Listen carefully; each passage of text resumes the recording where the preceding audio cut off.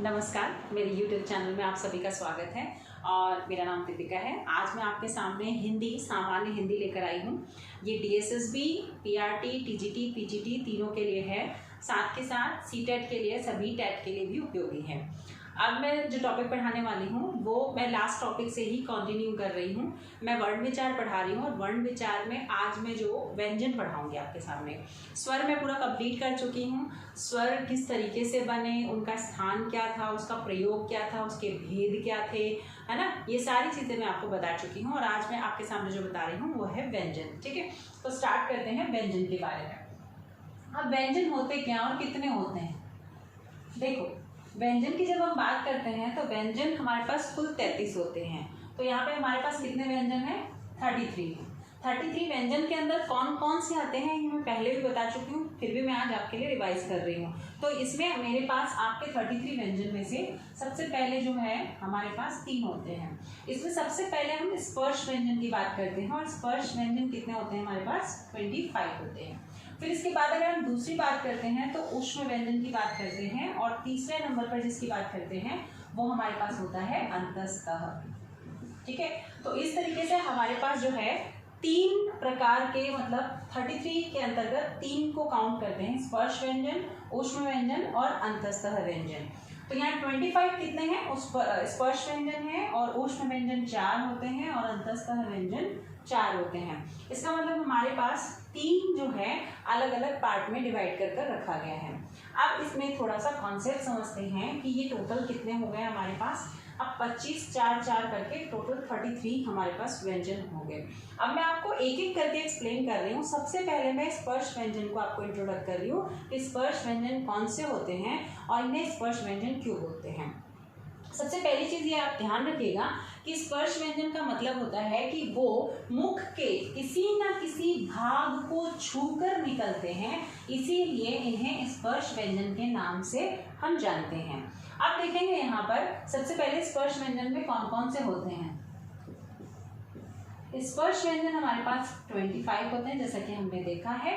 इसमें 5 वर्ग होते हैं। कितने वर्ग होते हैं? इसमें 5 वर्ग होते हैं।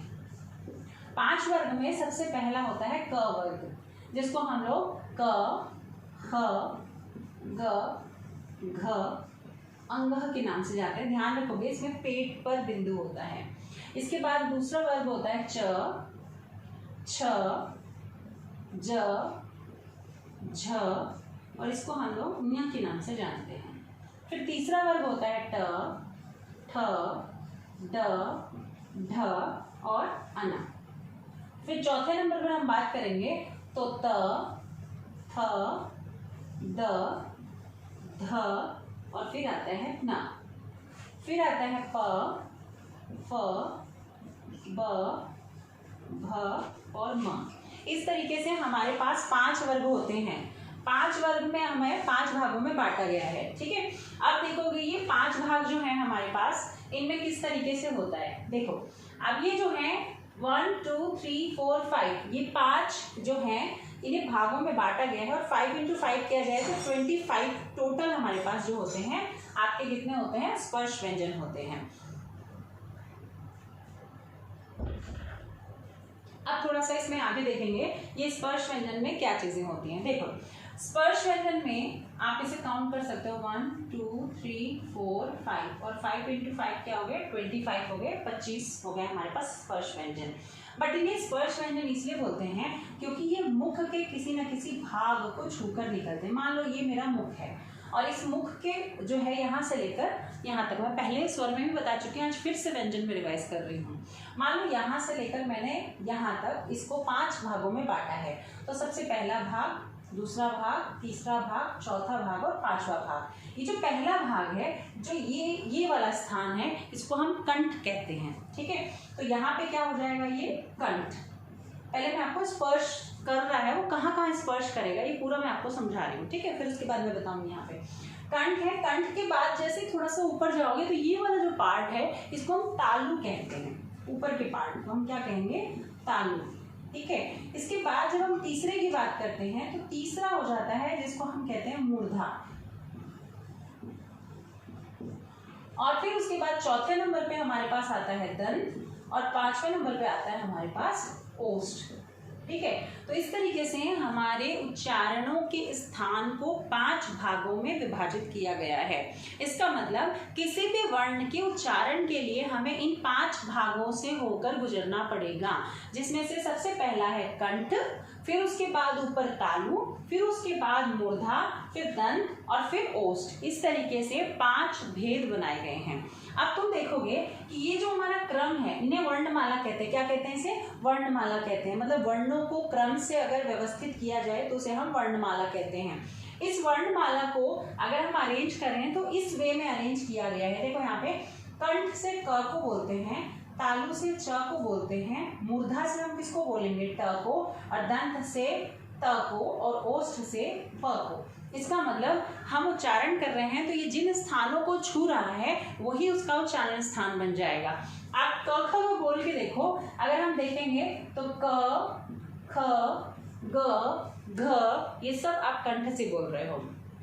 जब च छ बोल रहे हो तो आपकी जीवा जो है ऊपर जाकर लगेगी, पूरी तरीके से टच नहीं होती पर अर्ध टच होते हुए एक भार सा, एक हवा का दाब बनाती है, स्पर्श करती है हल्की सी, तो उसे हम तालु कहते हैं। पर तालु से जैसे थोड़ा आगे बढ़ोगे तो आप तालु से आगे बढ़ोगे तो ऐसा आर्च सा, हार्ड सा नजर आएगा। जीभ लगाकर देखोगे तो आपको समझ आ जाएगा। वो जो है वो उसे कहते हैं, आर्च सा बना हुआ है हार्ड, उसे कहते हैं हम मूर्धा। तो यहाँ पे क्या हो जाएगा? ये मूर्धा। इसके बाद जैसे ही मूर्धा, अच्छा ट बोल के देखो, ट बोलते समय टक से वहां लग रहा है, ट ठ ड ढ, तो उसे हम मूर्धा कहते हैं। और जैसे ही उसके आगे थोड़ा सा और जाएंगे तो जीभ जो है दांत पे टच करती है, त थ द ध, तो ये क्या हो जाएगा? हमारा दंत हो जाएगा। ठीक है, अब दंत से जैसे ही बाहर आओगे तो सबसे पहले क्या होगा? प फ ब भ, ये क्या हो जाएंगे? आपके ओष्ठ। इसका मतलब क्या समझ आया आपको कि जब हम उच्चारण करते हैं तो उच्चारण हम कंठ से शुरू करते हैं और कंठ से करते करते करते करते धीरे धीरे हवा जो है वो बाहर की तरफ जा रही है। इसका मतलब हमारी जो वर्णमाला है उसको इस तरीके से ही व्यवस्थित किया गया है कि वो स्पर्श करती हुई यहाँ से जाती है और धीरे धीरे धीरे हवा का दाब बाहर की तरफ निकालती है। तो इस तरीके से हमारे यहाँ कितने भेद बनाए गए हैं? 5। उच्चारण स्थान के लिए 5 भेद है। अलग बात है कि नासिक के भी है हमारे पास। थोड़ा सा और इनको चीजों को समझते, इतना मेरे ख्याल से अच्छे से समझ आ गया। तो क ख ग घ, फिर उसके बाद तालु में च छ ज झ, फिर थोड़ा सा और आगे जाओगे तो आर्च में लगेगा, जिसको मूर्धा बोल रही हूँ मैं, ट ठ ड ढ, फिर आओगे तो त थ द ध, और फिर आओगे तो प फ प भ। आपको रटने की जरूरत नहीं है, इन चीजों को माइंड में बैठा लोगे तो बहुत अच्छे से कर पाओगे।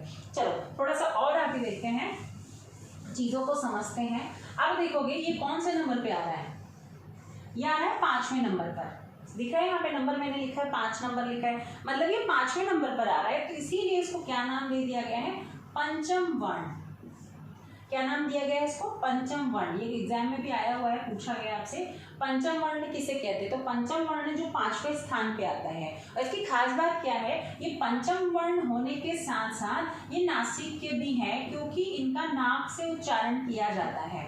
आप गौर से देखोगे तो ये दोनों में आएंगे बेटा।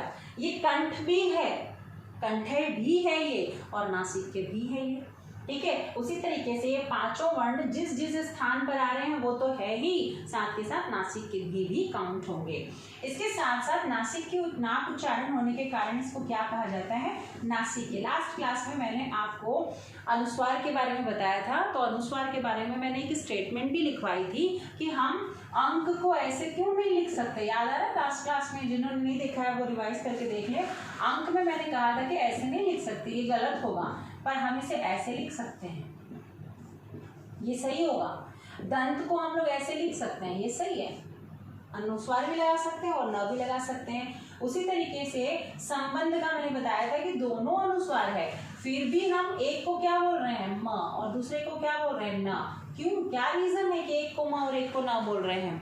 तो ध्यान रखोगे यहाँ पे कि मैंने एक रूल बताया था कि अनुस्वार के बाद जो भी वर्ण आता है उस वर्ण के वर्ग के पंचम अक्षर में अनुस्वार बदल जाता है। यही रीजन है कि ये नासिक के हैं और अनुस्वार भी नासिक के हैं, तो दोनों आपस में एक संबंध बनाते हैं, तो आपस में परिवर्तन होना भी इनका आसान हो जाता है नासिक के होने के कारण। क्लियर है? बाकी जिन्होंने नहीं रूल देखा है अनुस्वार और पंचम वर्ण वाला वो देख लेंगे, पर अभी जो कॉन्सेप्ट समझा रही वो कॉन्सेप्ट क्या समझाया मैंने कि पंचम स्थान में होने के कारण इन्हें पंचम वर्ण कहा जाता है, और पंचम वर्ण होने के साथ साथ ये नाक से उच्चारित किए जाते हैं, इसलिए इसे नासिक के भी कहा जाता है।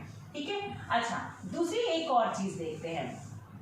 अब दूसरी बात क्या है कि हमारे पास हिंदी शब्दकोश में कुछ ऐसे वर्ण हैं जो किसी भी शब्द को शुरू ही नहीं करते, मतलब किसी भी शब्द के स्टार्टिंग में नहीं आते हैं। तो हमारे पास कुल मिला के 5 ऐसे वर्ण हैं जिनसे कोई शब्द शुरू ही नहीं होता डिक्शनरी में। 3 तो इनमें से ही लेंगे हम लोग। ठीक है, कौन कौन सा, पर मैं एक पहले कॉन्सेप्ट बता रही हूँ, उसको समझिएगा। ठीक है, यहाँ पे हमारे पास एक उत्क्षिप्त व्यंजन होता है, उत्क्षिप्त व्यंजन। उत्क्षिप्त व्यंजन को हम कई नाम से जानते हैं, जैसे गौण व्यंजन के नाम से जानते हैं, या फिर हम इसे द्विगुणी के नाम से भी जानते हैं।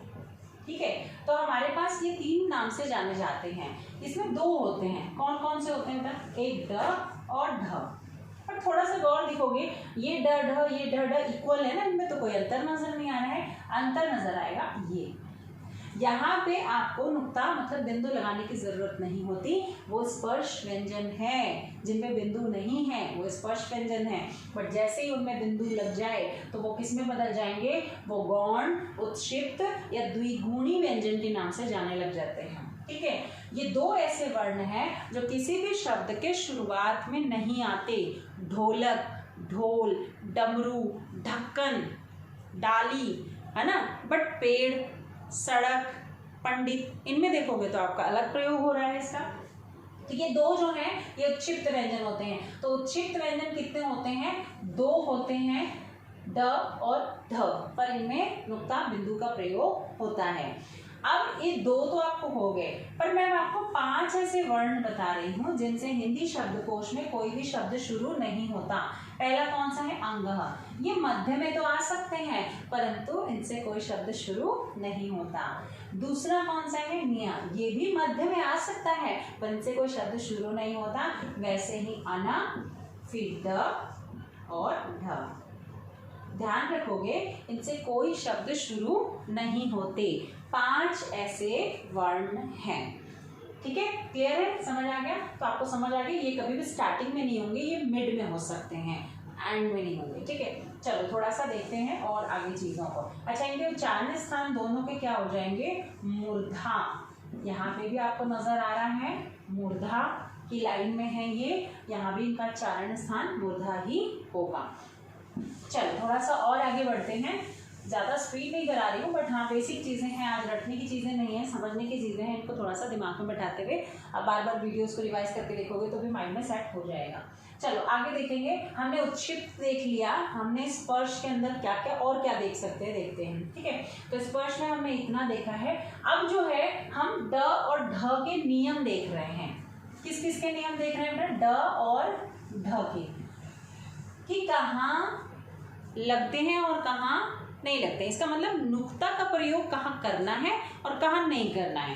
अब तुम्हारे दिमाग में आएगा, मान लो नीडर शब्द है, यहाँ बिंदु लगानी है नहीं लगानी है, कैसे पता चलेगा? क्या हम करें तो हमें पता चले कि बिंदु लगानी है या नहीं लगानी है। अब पंडित में लगानी है नहीं लगानी है, मैं तो किसी में नहीं लगा रही, ताकि नियम समझाने के बाद लगाऊं। मान लो अगर मैं अडिग लिख दूं, यहाँ पे अडिग में लगानी है नहीं लगानी, हड्डी लिख दूं, हड्डी में लगानी है नहीं लगानी, ठंडा लिख दूं, झंडा लिख दूं। ठीक है, तो इनमें बिंदु का प्रयोग करना है या नहीं करना है, ये कैसे पता चलेगा? आप नियम 4 नियम है, चारों नियम को मैं बोलती जा रही हूँ, एग्जाम्पल समझाती जा रही हूँ, आप ध्यान से उन्हें नोट डाउन करेंगे। सबसे पहला नियम जो मैंने अभी थोड़ी देर पहले बताया था कि ये कभी भी कौन? ड और ढ उत्क्षिप्त व्यंजन उत्क्षिप्त व्यंजन कभी भी किसी भी शब्द के शुरुआत में नहीं आते हैं। सबसे पहला नियम कि बिंदु कहाँ नहीं लगानी है, तो बिंदु हमेशा अगर ये दोनों वर्ण कभी भी किसी शब्द के शुरुआत में आ जाए तो बिंदु का प्रयोग नहीं करेंगे। जैसे डाली स्टार्टिंग में आ गया तो हम बिंदु का प्रयोग नहीं करेंगे। ढोलक स्टार्टिंग में आ गया तो हम बिंदु का प्रयोग नहीं करेंगे। ठीक है, ढक्कन, डमरू, ये सब जो है आपके सारे ऐसे शब्द हैं। डोर हो गया, डाली हो गया, डोली हो गया, है ना, तो ये सारे शब्द हैं जिनमें बिंदु का प्रयोग नहीं होगा। सेकेंड नियम, अगर इनसे पहले, किनसे पहले, उत्क्षिप्त व्यंजन से पहले उपसर्ग आ जाए। उपसर्ग किसको बोलते हैं बेटा, जो किसी शब्द के आगे लगता है उसे हम उपसर्ग कहते हैं। तो यदि उत्क्षिप्त व्यंजन से पहले उपसर्ग आ जाए तो हम बिंदु का प्रयोग नहीं करेंगे। अब उपसर्ग क्या है, जिन बच्चों ने पढ़ा है वो थोड़ा बहुत नॉलेज निकाल लेंगे। तो जैसे डर के आगे क्या लगा हुआ है, नी, उपसर्ग लगा हुआ है, इस कारण से इसके नीचे बिंदु का प्रयोग नहीं होगा। अडिग में अउपसर्ग है इसलिए बिंदी का प्रयोग नहीं होगा। अगर मैं बेढंग लिखूं, बेढंग, तो यहाँ बे उपसर्ग है इसलिए बिंदी का प्रयोग नहीं होगा। सुडोल, सु उपसर्ग है इसलिए डोल के नीचे बिंदी का प्रयोग नहीं होगा। मेरे ख्याल से समझ आ रहा है। फिर से नियम बताती हूँ, उत्क्षिप्त व्यंजन से पहले अगर उपसर्ग लग जाए तो बिंदी का प्रयोग नहीं होता। ठीक है, नेक्स्ट है तीसरा नियम। तीसरा नियम ये है, यदि अनुस्वार के बाद ये वर्ण आए, कौन, उत्क्षिप्त व्यंजन, अनुस्वार के बाद उत्क्षिप्त व्यंजन आते हैं तो बिंदी का प्रयोग नहीं होता। जैसे पंडित में ये अनुस्वार है और इसके बाद ये आ गया उत्क्षिप्त व्यंजन, तो बिंदी का प्रयोग नहीं करेंगे। ठंडा में अनुस्वार के बाद ये वर्ण आया इसलिए बिंदी का प्रयोग नहीं करेंगे।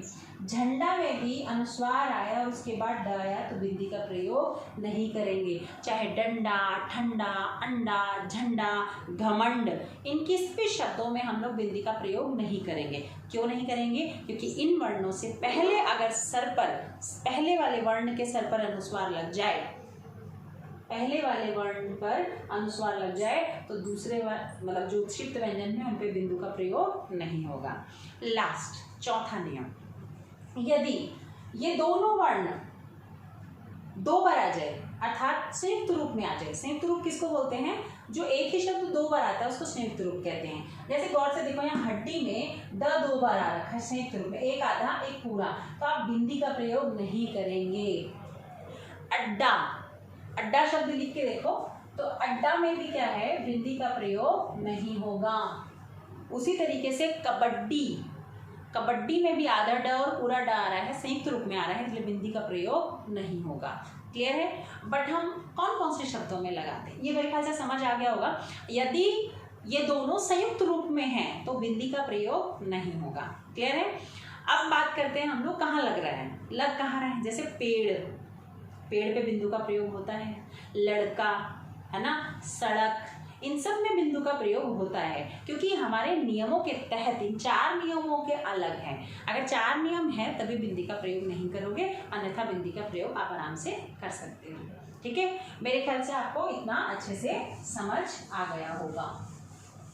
अब जो है मैं आपको पॉइंट बताती हूँ जिसमें उष्म व्यंजन के बारे में मैं आपको बता रही हूँ। उष्म व्यंजन कितने होते हैं बेटा, 4 होते हैं। और कौन कौन से होते हैं, एक ये वाला श होता है। इसका क्रम आपको याद रखना जरूरी है क्योंकि एग्जाम में पूछा गया है, इसलिए आप लोग क्रम को कभी भी चेंज नहीं कर सकते।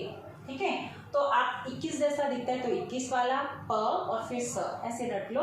21 प और स, क्रम आपसे एग्जाम में पूछा गया था कि इसका सही क्रम क्या है स का। ठीक है, देखो ये जो है ह, ये कंठ से उच्चारित किया जाता है। ये स जो है ये दंत से उच्चारित किया जाता है। ये वाला श मूर्धा से उच्चारित किया जाता है और ये वाला श तालु से उच्चारित किया जाता है। ध्यान रखना है आपसे, एग्जाम में इनके उच्चारण स्थान आपसे पूछे जाते हैं और कुछ नहीं पूछा जाता उष्म व्यंजन कौन से हैं क्या है, इससे ज़्यादा ये पूछा जाता है कि इनके उच्चारण स्थान क्या है। तो आप ध्यान रखोगे, ह कंठ से बोला जाता है, स स स, तो दांत से श, मूर्धा से, और ये वाला श तालु से। ठीक है, तो ये 4 तरीके के परिवर्तन हम देख सकते हैं, इन्हें हम ऊष्म व्यंजन कहते हैं। आगे देखते हैं हम इसमें अंतस्तः व्यंजन। अंतस्तः व्यंजन का मतलब होता है, ये भी कितने होते हैं बेटा, 4 होते हैं। इसमें य, र, ल और व, ये 4 होते हैं। इसमें से अब आपको थोड़ा सा ध्यान में रखना है क्योंकि इसमें से बहुत सारे क्वेश्चन पूछे गए हैं। सबसे पहला तो ये ध्यान रखोगे कि य और व, इनको हम अर्ध स्वर के नाम से भी जानते हैं। अर्ध स्वर, क्योंकि ये 2 स्वरों के मेल से बने हुए हैं, इसलिए इन्हें अर्ध स्वर कहते हैं। कितने होते हैं अर्ध स्वर? हमारे पास 2 होते हैं, एक य और व, इन्हें हम अर्ध स्वर के नाम से जानते हैं। ये य जो है ये ई में अ मिलने से बना हुआ है, और व जो है वो ऊ में अ मिलने से बना हुआ है। जब हम लोग यण संधि पढ़ेंगे तो यण संधि में आपको समझ आएगा कि ये किस तरीके से बने हुए हैं। ठीक है, तो इस तरीके से यण में भी आप देख सकते हैं इसका बहुत शुद्ध प्रयोग किया गया है। तो अर्ध स्वर 2 होते हैं, एक य और एक व। इसी तरीके से इसके अलावा मैं आपको एक चीज और बता देती हूँ, ये जो य है इसका उच्चारण होता है तालु। ठीक है, और व जो होता है वो आपका दंत ओष्ठ होता है। ध्यान रखोगे, दंत ओष्ठ, दंत ओष्ठ। य का उच्चारण स्थान तालु होता है, क्वेश्चन आया हुआ एग्जाम में, ध्यान रखोगे। और व का दंत ओष्ठ, व बोल के देखो, व होठ दांत पर जाकर लगेंगे, व, तो इसीलिए इसको दंत ओष्ठ के नाम से जाना जाता है। ठीक है, अब बात कर रही हूं मैं इस र की। र जो है लुंठित के नाम से जाना जाता है। लुंठित, लुंठित क्या होता है? र को लुंठित कहते हैं क्योंकि आवश्यकता के अनुरूप ये अपने रूप में परिवर्तन करता है। कभी ये ट्रक में र का रूप धारण करता है अर्ध रूप में, तो कभी गर्म पर तय करता है, तो कभी प्रकार पे प के साथ र का, उसका उपयोग भी मैं नेक्स्ट क्लास में आपको बताऊंगी।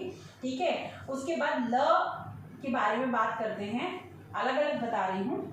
ठीक है, ये हो गया लुंठित। ल जो है इसको हम पार्श्विक के नाम से जानते हैं, दिख रहा होगा, पार्श्विक।